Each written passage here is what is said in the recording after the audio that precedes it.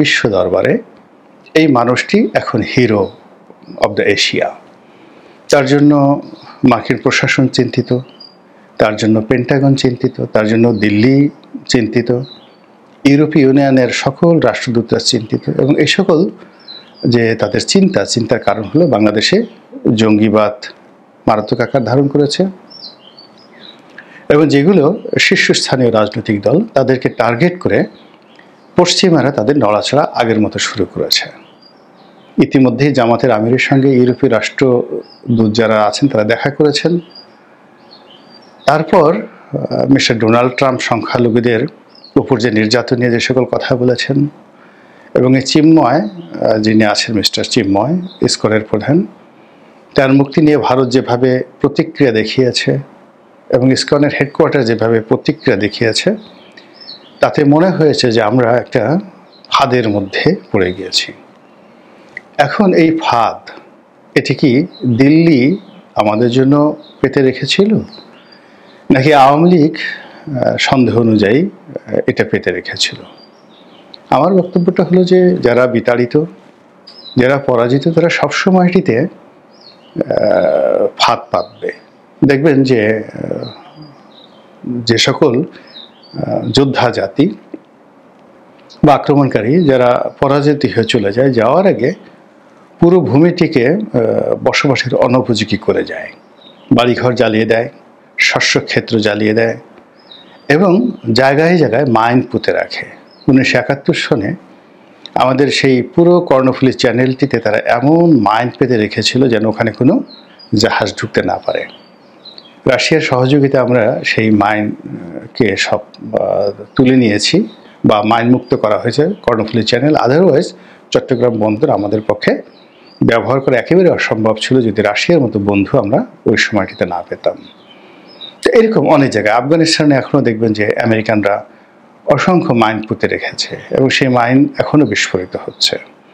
তো কাজেই বাংলাদেশ থেকে আওয়ামী লীগ চলে গিয়েছে, তারা তাদের প্রয়োজন মতো মাইন বলেন, বোমা বলেন, যা কিছু বলেন নেতিবাচক, সবই কিন্তু এই জনপথের সব জায়গাতে তারা পুঁতে যাবে, এটাই স্বাভাবিক। তো কাজেই আমি যখন চলাফেরা করব, আমি বলতে সরকারকে বোঝাচ্ছি, যারা আন্দোলনে বিজয়ী হয়েছেন সে সকল ছাত্র জনতাকে বোঝাচ্ছি, আমরা যখন চলাফেরা করব তখন এই বিষয়গুলোকে কগনিজেন্সে নিয়েই তারপর আমরা এগোব। যেমন ইসকনের সাথে এ যাবৎকালে যে মারামারি হলো, ঢাকাতে হয়েছে, তারপর চট্টগ্রামে হয়েছে এবং এখানে খুনোখুনির মতো ঘটনা ঘটে গেছে। এই জিনিসগুলো ঘটার পর যখন সারা দুনিয়া এখন ইসকনের পক্ষে দাঁড়িয়েছে এবং ইউনূস সরকারের জন্য খুবই একটা বিব্রতকর পরিস্থিতি তৈরি হয়েছে, ঠিক সেই সময়টিতে এখন সরকারের অনেকেই বলছেন যে আমরা ফাঁদে পা দেব না, উত্তেজিত হওয়া যাবে না, এটা করা যাবে না, ওটা করা যাবে না। এবং সম্ভবত এই যে ভদ্রলোককে গ্রেপ্তার করা হয়েছে তাকে এখন জামিন দেওয়ার জন্য সরকার সর্বোচ্চ চেষ্টা চালাচ্ছে। তো আমার বক্তব্যটা হলো যে এই কাজটি যখন আপনারা করবেনই, তখন প্রথম পর্বে কেন গেলেন? ইসকনের সঙ্গে আপনার বিরোধিতা দরকার, ইসকনকে আপনি নিষিদ্ধ করতে চান বা বাংলাদেশকে তাদের জন্য অনুকূল রাখতে চান না, তাদেরকে বাংলাদেশ থেকে তাড়াতে চান, এজন্য সময় নিতে হবে, যথেষ্ট সময় নিতে হবে। 1 বছর, 2 বছর, 3 বছর, 5 বছর। একটি 60 বছরের পুরনো একটা প্রতিষ্ঠান, তাদের অনেক ছলা কলা কৌশল রয়েছে, বা এটা আমি নেতিবাচক অর্থে বললাম, ইতিবাচক অর্থে তাদের অনেক সাংগঠনিক ভিত্তি আছে যা দিয়ে তারা এই সমাজের এবং রাষ্ট্রের রন্ধ্রে রন্ধ্রে তারা ঢুকে গিয়েছে। আপনি রাতারাতি এসে 2-4 বছরে এই সমস্যাটা সমাধান করতে পারবেন না। বলা হচ্ছে সিঙ্গাপুরে নিষিদ্ধ করা হচ্ছে। সিঙ্গাপুর ছোট্ট একটি দেশ, সেখানে অনেক কিছু সম্ভব এবং সেখানে বলতে গেলে সিঙ্গাপুর সরকার চালায়, ভারতের যারা উগ্রবাদী হিন্দু আছেন তাদের একটা সংগঠন আছে, সব মিলিয়ে। তো এখানে ইসকনকে নিয়ে খোদ ভারতে, খোদ দিল্লিতেই কিন্তু হিন্দুদের মধ্যে, বিজেপির মধ্যে অনেকগুলো যাকে বলে বিভক্তি রয়েছে।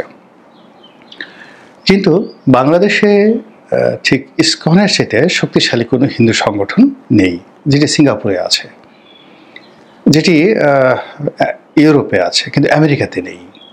ফলে কি হলো, ভারত কি করছে, তাদের হিন্দুত্ববাদকে যারা রিপ্রেজেন্ট করছে সংখ্যাগরিষ্ঠতা নিয়ে, শক্তি নিয়ে, তাদেরকে তারা সমর্থন করছে। যেহেতু বাংলাদেশে ইসকন অনেকটা জামাতের মতো, জামাতের যে সাংগঠনিক ভিত্তি রয়েছে, অর্থ রয়েছে, অনেক কর্মকাণ্ড রয়েছে, ঠিক তদ্রূপ ইসকনেরও ঠিক সেই রকম হিন্দুদেরকে কেন্দ্র করে নয়, মুসলমানদেরকে কেন্দ্র করে কিন্তু তাদের অনেক প্ল্যান আছে, পরিকল্পনা আছে, এবং তারা একটা সংগঠিত শক্তি।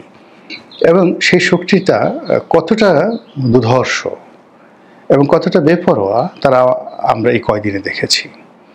যেখানে আওয়ামী লীগের বড় বড় রাঘব বোলরা চিত হয়ে পড়ে গিয়েছেন, পালিয়ে গেছেন, সেখানে আমরা যাদেরকে সংখ্যা লঘিষ্ঠ হিসাবে তুচ্ছ-তাচ্ছিল্য করছি, যাদেরকে বিভিন্ন সময় নির্যাতন করার পরেও যারা কখনো রুখে দাঁড়ায়নি, কিংবা যাদেরকে আমরা অনেকেই গনিমতের মাল হিসেবে গণ্য করতাম, যখনই সুযোগ পেয়েছি সেই পাকিস্তানের জামানাতে হিন্দু নারী, হিন্দু সম্পত্তি, এগুলোকে সব শত্রুর সম্পত্তি বা গনিমতের মাল হিসেবে আমরা অনেকেই মনে করে এগুলো ভোগ দখলের চেষ্টা করেছি। সেই ধারা এখন যে বন্ধ হয়েছে এটা কিন্তু বলা যাবে না।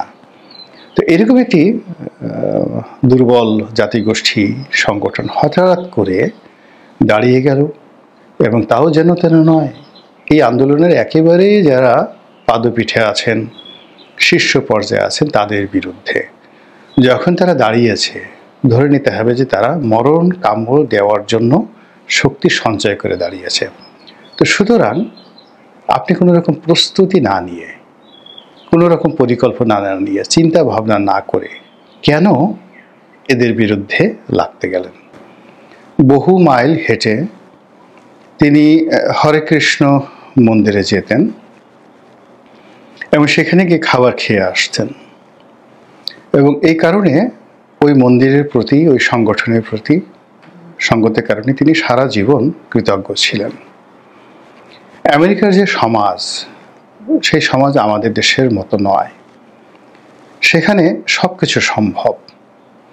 একেবারে রাস্তার যে একজন কাঠুরে বা কাঠুরের ছেলে, তার পক্ষে আমেরিকার প্রেসিডেন্ট হওয়া এটা কোনো বিষয় নয়, এবং যেন তেন প্রেসিডেন্ট নয়, আব্রাহাম লিঙ্কনের মতো প্রেসিডেন্ট, আবার বারাক ওবামার মতো অভিবাসী, কালো রঙের অভিবাসী, ব্ল্যাক, সবাইকে তাজ্জব বানিয়ে সারা পৃথিবীর যে সাদা মানুষদের যে অহমিকা, দম্ভ, যেটিকে আমরা অনেকে র্যাসিজম বলি, সেটার বিরুদ্ধে বারাক ওবামা যে জয়ী হতে পেরেছিলেন, তার মূল কারণ হলো আমেরিকান সোসাইটি।